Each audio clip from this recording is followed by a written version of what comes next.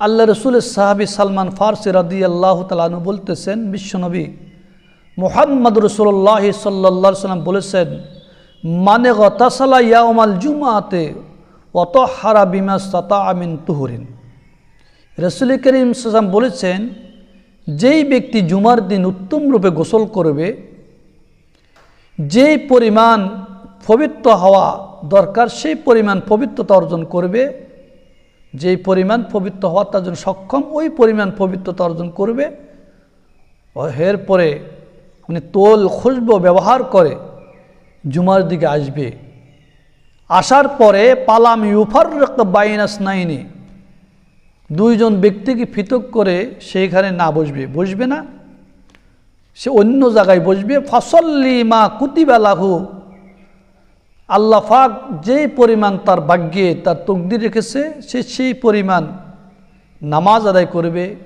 দখলে মসজিদ আছে, তাহিয়াতুল উযু আছে, কাবলাল জুমা আছে, এই নামাজগুলি সে পড়ে, সে তার স্থানে বসে থাকবে।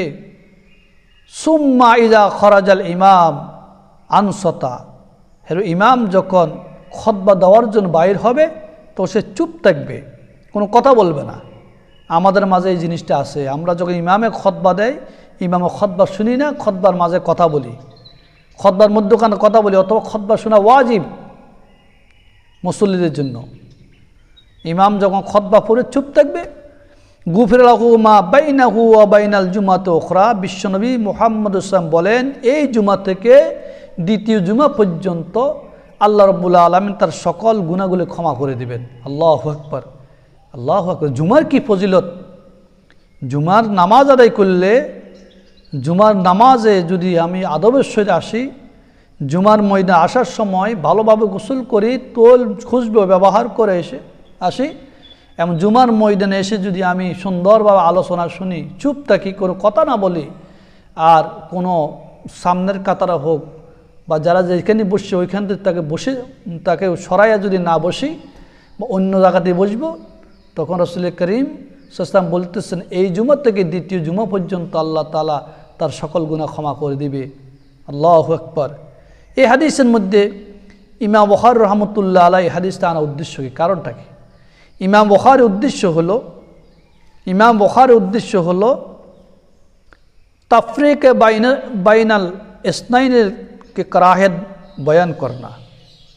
উনি দুই ব্যক্তির মাঝখানে ফাঁক করে বসলে যে মাকরু, ওই কারাহাতটা বয়ান করা তার উদ্দেশ্য।